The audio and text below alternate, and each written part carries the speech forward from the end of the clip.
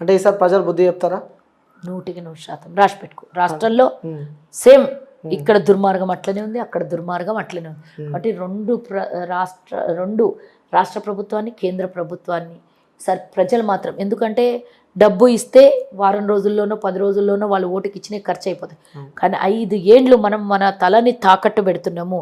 కేంద్రంలో కనుక బీజేపీ వస్తే, ఈరోజు మణిపూర్లో జరిగింది, రేపు నేను తెలంగాణ బిడ్డగా మాట్లాడుతున్నా, తెలంగాణలో కూడా అదే భవిష్యత్తు పరిస్థితి. ఎందుకంటే వీళ్ళిద్దరు కలిసే ఉన్నారు ఇప్పుడు.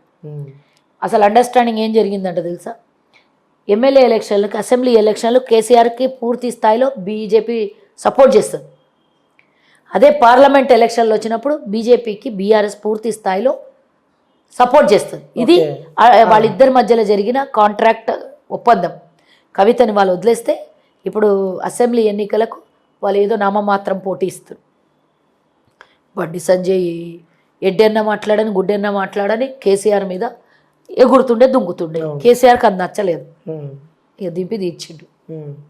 పాపం ఆయన తీసుకొని పోయి ప్రధాన కార్యదర్శిగా చేసిండు. ఆయనకు నా హిందీ రాదు, నా తెలుగు రాదు. ఆంధ్రప్రదేశ్కి ఇన్ఛార్జ్ ఇస్తారంట. పోనీలే పాపం ఏటో ఒక జాగల బండి సంజయ్ పోనీ, ఇక మరి ఏం చేస్తారు? తర్వాత కూడా మేడం 100 కోట్లు సంపాదించిండు అనుకో, అది వేరే విషయము. గంగుల కమలాకర్తోని దోస్తాని, గంగుల కమలాకర్కు ఇంటర్నల్ వ్యాపార భాగస్వామి అన్నీ ఉన్నాయి. వాళ్ళు ఒకటే అంతా కలిసికట్టుగా జరుగుతున్నాయి. కాబట్టి ఏటీఎం కార్డుని కూడా ఇంతవరకు వాళ్ళు గీక్కుంటూనే పోతున్నారు, అరిగిపోతలేదు ఏటీఎం కార్డు. వీళ్ళు ఆ ఏటీఎం కార్డుని స్క్రాచ్ చేస్తలేరు. అలా నడుస్తున్నట్టు రాజకీయాలు. ప్రజలకు అర్థమైపోయింది. డోంట్ వరీ, డెఫినెట్గా ప్రజలు ఎన్నికలు వచ్చే సమయానికి పూర్తి స్థాయిలో కేసీఆర్కి వ్యతిరేకంగా పనిచేస్తారు, ఓటు వ్యతిరేకంగా వేస్తారు. బీజేపీ ఒకటే కాబట్టి అక్కడక్కడ వాళ్ళ అభిమానులు ఏంటన్నా ఒక 2-3 సీట్లు గెలిపిస్తుండొచ్చు. ఒకవేళ ఇంకా డిసెంబర్ వరకు, ఎన్నికల సమయం వరకు ఇంకా పూర్తిగా ప్రజల అవగాహనకు వచ్చిండ్రు అనుకో, అప్పుడు మొన్న రాజాసింగ్ గెలిచిండు, ఇప్పుడు ఎవరైనా ఇంకొకరు గెలుస్తారు. అంతే అంటాం. సో వచ్చే ఎన్నికల్లో మాత్రం 2024లో కాంగ్రెస్ పార్టీ విజయం కైవసం అంటున్నారు. 24 అవసరం లేదు, డిసెంబర్లో అయిపోతుంది అంటారా? ఎన్నికలు అయిపోతే డెఫినెట్గా కాంగ్రెస్ అధికారంలోకి వస్తుంది. తప్పకుండా రావాలి కూడా. తప్పకుండా కాంగ్రెస్ కోసం కాదు, తెలంగాణ ప్రజల కోసం, తెలంగాణ అస్తిత్వాన్ని కాపాడడం కోసం, నిజమైన బంగారు తెలంగాణ చేసుకోవడం. కుటుంబం తెలంగాణ కాదు, బంగారు కుటుంబం చేసుకోవాలి, బంగారు తెలంగాణ కుటుంబం చేసుకోవాలి. కాబట్టి కాంగ్రెస్ రావాలి. మీరు దోసుకునే డబ్బుతో తెలంగాణ ప్రజలకి అభివృద్ధి కోసం ఎన్ని పథకాలు ఇచ్చినా డబ్బు సరిపోతుంది. ఈరోజు జీతాలు ఇచ్చే పరిస్థితి లేదు. ఈరోజు ఆర్టీసీ గవర్నమెంట్లో విలీనం అన్నాడు. డెఫినెట్గా మేము 4 ఏళ్ల కింద కొట్లాడినాం ఇదే మాట. 43,000 మందికి ఈరోజు ప్రభుత్వ పర్మనెంట్ గవర్నమెంట్ ఉద్యోగస్తులుగా మార్చిండు. ఇదంతా ఎలక్షన్ స్టంట్, అందరికీ తెలుసు.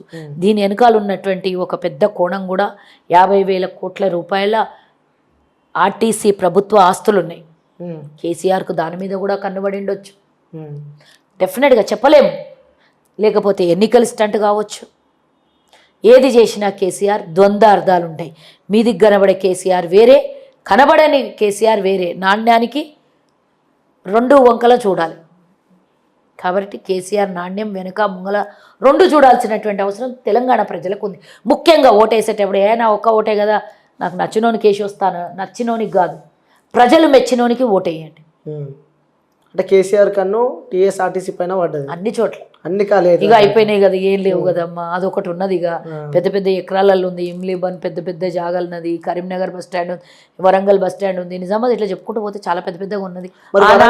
ఆనాడు కాంగ్రెస్ హయాంలో పెద్ద పెద్ద సంస్థల్ని నిర్మాణం చేసింది, పెద్ద పెద్ద ఎసర్ట్స్ని పెట్టింది రాష్ట్రాలకి, కేంద్రానికి. ఇద్దరు వచ్చి ఏం చేస్తున్నారు? ఇద్దరు ఎసర్ట్స్ని అమ్ముకుంటారు, అప్పులు చేస్తున్నారు. వీళ్ళకు వాళ్ళకు తేడా ఏం లేదు. బీఆర్ఎస్, బీజేపీ అంతే, రెండు ఒకటే. పార్టీలు పేర్లు వేరే, శరీరాలు వేరైనా ఆత్మలు ఒకటే ఇద్దరిది. అంటే కేసీఆర్ ఇట్లా చెప్తే బీజేపీ అట్లా నడుస్తుంది. ఎస్, తప్పకుండా అంటారు. అంతే కదా. ఇప్పుడు రాష్ట్రంలో వాళ్ళది ఏం లేదు కాబట్టి కేసీఆర్ అధికారంలో ఉంది కాబట్టి ఇస్తే నమ్మవాయనం, పుచ్చుకుంటే నమ్మవాయనం. అసెంబ్లీ ఎన్నికలకు మీరు నాకు సహకరించండి, పార్లమెంట్ ఎన్నికలకు నేను మీకు సహకరిస్తాను. అంతే అంటారు. Right madam. మీ పిసిసి ప్రెసిడెంట్ రేవంత్ రెడ్డి గారిని కూడా, ఆ దాసోజు శ్రవణ్ కూడా దమ్ముంటే బయట గన్ బెండ్ లేకుండా తిరుగు అని చెప్పి కూడా అనడం జరిగింది. సో దాన్ని మీరు ఏ విధంగా చూస్తారు? ఫస్ట్ ఆఫ్ ఆల్ దాసోజీ శ్రావణికి చెప్తున్నా, రేవంత్ రెడ్డి గారికి థ్యాంక్స్ చెప్పాలి. ఎందుకోసం? మొన్న తిట్టినో నిన్న 10 వచ్చింది. అంటే తిడితే పదవులు ఇస్తారు. ఎస్, పడికోసి చూసినాం కదా, గవర్నర్ని తిట్టిన తెల్లారే ఆయనకు కూడా ఎమ్మెల్సీ ఇచ్చాడు కేసీఆర్, తిట్టిండు 10 వచ్చింది. కాబట్టి రేవంత్ రెడ్డిని తిట్టినావు కదా, రేవంత్ రెడ్డికే థ్యాంక్స్ చెప్పాలి, నిన్ను తిట్టినందుకు నాకు 10 వచ్చింది అని. అంతే కదా.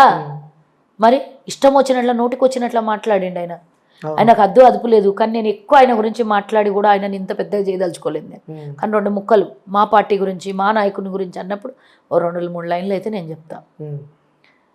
తండ్రి లాంటి కేసీఆర్ని పిండం పెడతా అని అన్నాడు అని తిట్టిండి ఆయన ఒకల ముచ్చట్లు. తండ్రి లాంటి స్థానంలో ఉన్న కేసీఆర్ని తిడితే నీకు నొప్పి రోషం వచ్చింది. ఇదే నువ్వు కాంగ్రెస్లో ఉన్నప్పుడు కేటీఆర్ సోనియా గాంధీని ఇష్టం వచ్చినట్లు తిట్టిండు. మరి ఆమె తల్లి లాంటి దానికన్నా పెద్దది కదా, కేసీఆర్కే తల్లి లాంటిలాగా అమ్మ అన్నాడు. మరి అట్లాంటిది తెలంగాణ ఇచ్చినటువంటి ప్రదాత సోనియా గాంధీ. మరి ఆమెకు తెచ్చినప్పుడు నీ నోరు ఎక్కడ పోయింది? ఇప్పుడు ఆనే ఉన్నావు కదా. ఒక్కసారి రేవంత్ రెడ్డిని తిట్టేటప్పుడు నువ్వు గుర్తు చేసుకో, అది ఆ విషయం గుర్తు చేసుకో. ఎవరి దగ్గర ఉన్నావు ఇప్పుడు నువ్వు? సోనియా గాంధీ, తెలంగాణ ఇచ్చిన సోనియా గాంధీని తిట్టినటువంటి దొంగల దగ్గర ఉన్నావు నువ్వు. నువ్వు శుద్ధపూసవు కావు కాబట్టి ఆడనే ఉన్నావు కదా. నువ్వు ఎన్ని పార్టీలు మారినావు? 5-6 పార్టీలు మారుతావు. ఇళ్ళకేళ్ళు అల్లకు, అల్లకేళ్ళు ఇళ్ళకు, ఇళ్ళకేళ్ళు అల్లకు, PRP, TRS, Congress, BJP, TRS. అంటే బంగారు తెలంగాణ కేసీఆర్తోనే సాధ్యం అని ఆయన అందుకే. మరి కాంగ్రెస్లో ఉన్నప్పుడు ఇంత పొడుగుగా ఏఐసిసి ప్రెస్ మీట్లు పెట్టి చెప్తుండే, కేసీఆర్ దొంగతనం గురించి అన్ని పవర్ ప్లాంట్ ప్రజెంటేషన్లు ఇస్తుండే. అదేమన్నా అంటే పార్టీ లైన్ అన్నాడు. అంటే ఇప్పుడు నేను అనుకోవడం ఇప్పుడు కూడా పార్టీ లైనే మాట్లాడుతున్నాడు. లోపలికి వెళ్ళి వచ్చిన మాటలు కావైతే. అంతే కదా. నువ్వు పార్టీలో ఉన్నప్పుడు పార్టీ లైన్ అన్నప్పుడు నువ్వు ఏ పార్టీలో ఉంటే ఆ పార్టీ లైనే మాట్లాడినావు. అంటే నీ సొంత అభిప్రాయం కాదనమాట. అది నీ సొంత అభిప్రాయం కాదు అన్నప్పుడు నేను ఇక దాసోజని ఏం తిట్టలేను. ఇక మీద యాక్టింగ్ చేస్తే పదవులు వస్తాయని తిట్టడం అనుకుంటాను నేను. అంతే కదా. హీరో అయిపోదాం రాత్రికి రాత్రి అనుకొని తిట్టి ఉంటాడు. 7-10 రోజుల నుంచి ఇప్పుడు టోల్ ఫ్రీ నంబర్ గాంధీ భవన్లో పెట్టిండంటే అంత పెద్ద చదువు చదివిండు. మరి నాకు అర్థం కాలేదు. ఫ్లడ్స్లో మున్సిపల్ శాఖ మంత్రి ఏడికి పోయిండు? బయటికి వచ్చి ఒక మంత్రి అన్న కనీసం సంతాపం తెలియజేసిండ్రా? 50-60 మంది చచ్చిపోయినరు, ఎంతోమంది కొట్టుకొని పోయినరు, 15 ఫీట్ల నీళ్ళు వచ్చి బంగ్లాలు కొట్టుకొని పోయినాయి, వ్యాపారస్తులు మొత్తం నడి రోడ్డుకు వచ్చేసారు, గుడిసెలు కొట్టుకపోయినాయి, గుడారాలు కొట్టుకపోయినాయి, వేలాది ఎకరాలు 5,600 ఎకరాలు మొత్తం పంట నష్టం జరిగిపోయింది. వర్షంలో మొత్తం కొట్టుకొని పోయింది. 500 కోట్లు ఇచ్చి చేయి చార్చుకున్నాడు. హైదరాబాద్లో మున్సిపల్ ఎలక్షన్లు ఉంటే 2020లో ఇంటికి 10,000 అన్నాడు. అప్పుడు కూలిపోయిన ఎన్ని కాలనీలు ఉంటాయి అన్నిటి. అప్పుడు 8,000 కోట్లు ఇచ్చినావు. అంటే అప్పుడు ఎలక్షన్లు ఉన్నాయని ఇచ్చినావా? అప్పటికి ఎన్నికల కోడ్ వచ్చిందని అబద్ధం చెప్పి సబితా ఇంద్రారెడ్డి వాయిస్ రికార్డ్ ఒకటి విన్నాం మనం. ఆపేసేయండి, బీజేపీ వాళ్ళ మీద దొబ్బుదాం, వాళ్ళ మీద దొబ్బుదాం అనే మాట మాట్లాడారు. ఇవన్నీ ఇద్దరు కలిసి చేసినటువంటి డ్రామాలు అనుకోండి. ఆఫ్ కోర్స్ ఆ రోజు ఇదే బండి సంజయ్. ఇప్పుడు ఒక్కళ్ళన్నా బీజేపీ వాళ్ళు మాట్లాడుతారు. ఒకటి నాకు చెప్పమ్మా, వాళ్ళిద్దరిది స్నేహభావము కౌల పిల్లల అనుబంధం కాకపోతే ఇంత హైదరాబాదు నుంచి మొత్తం తెలంగాణ మొత్తం మునిగిపోయింది. అవును. వాళ్ళు దేని మీద ధర్నా చేస్తున్నారు? ఇప్పుడు డబల్ బెడ్రూమ్ ఇండ్ల మీద ధర్నా చేస్తారు. దేని మీద కొట్లాడాలి? ఫ్లడ్స్, సావు బతుకుల మీద ఉన్నటువంటి ప్రజలు, దిక్కులేని స్థితిలో ఉన్నటువంటి ప్రజలు, గొడ్డు గోదా ఇల్లు వాకిలి అన్నీ కొట్టుకుపోయినట్టు మాట్లాడాలి కదా. దేనికి మంత్రి కిషన్ రెడ్డి? చెప్పు నాకు, దేనికి మంత్రి? డిజాస్టర్ దేనికి కిందికి వస్తుంది? ఆయన కిందికి వస్తుంది కదా ఆయన మంత్రిత్వ శాఖ. మరి ఈరోజు కేంద్రం నుంచి ఏం నిధులు ప్రత్యేకంగా తెలంగాణ మొట్టమొదటిసారి 65 సెంటీమీటర్ల వర్షపాతం చరిత్రలో మొదటిసారి నమోదైంది.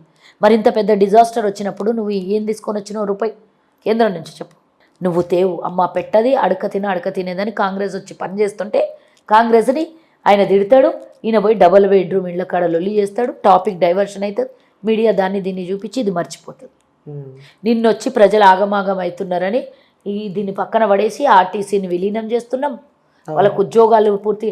ఎందుకు ఆర్టీసీ వాళ్ళు ఆ రోజు రోడ్ల మీద 50 మంది చచ్చిపోయి, ఊరేసుకొని చచ్చిపోయి, విషం తిని చచ్చిపోయి, కొట్లాడి చచ్చిపోయి, వాళ్ళకి ఇవ్వాల్సినవి ఇయ్యమని వాళ్ళు చిన్న హక్కులు అడిగితే ఆ రోజు ఇయ్యనునివి 50 మంది చచ్చిపోయినా నువ్వు కనీసం ఇప్పుడు ఎట్లయితే ఫామ్ హౌస్ల నుంచి బయటకు వస్తలేవో అప్పుడు కూడా బయటికి రాలేవు. నువ్వు ఒక్కనాడు వాళ్ళ గురించి మాట్లాడలేవు. ఓడో కొంతమందిని వాళ్ళు ఆల్రెడీ ప్రిపేర్ చేసిన వాళ్ళని తీసుకొని వచ్చి ప్రగతి భవన్లో కూర్చోబెట్టి భోజనం పెట్టి దోలిచ్చిన వాళ్ళని ఇప్పుడు మళ్ళీ పొద్దుగాలు ఇవ్వగానే పాలాభిషేకం అంటే మీడియాని డైవర్షన్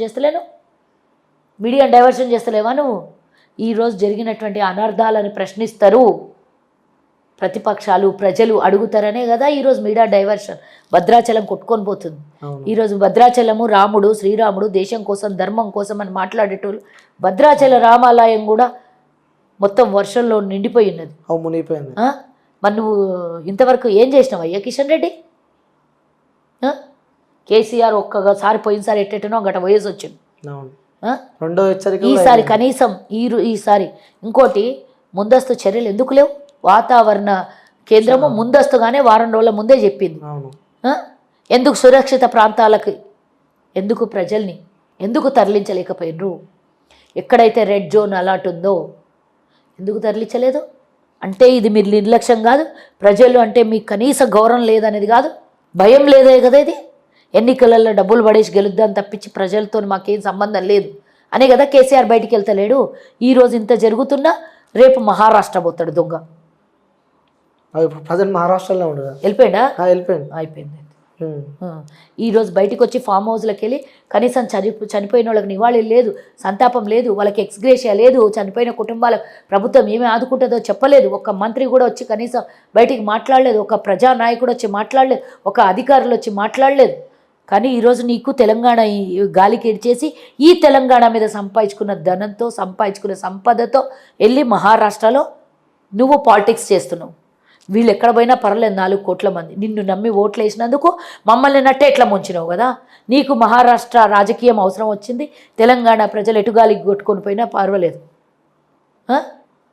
నిజంగా మేడం, 1000 ఎకరాలు ఈరోజు పంట నష్టం జరిగింది. 500 కోట్లతో ఏమవుతుంది? అవి ఎప్పుడు రిలీజ్ చేస్తావు? ఏడ ఉన్నాయి డబ్బులు? సర్వనాశనం చేసింది తెలంగాణ. మీరు మీ కుటుంబ సభ్యులు, మీ పార్టీ నాయకులు కాదు.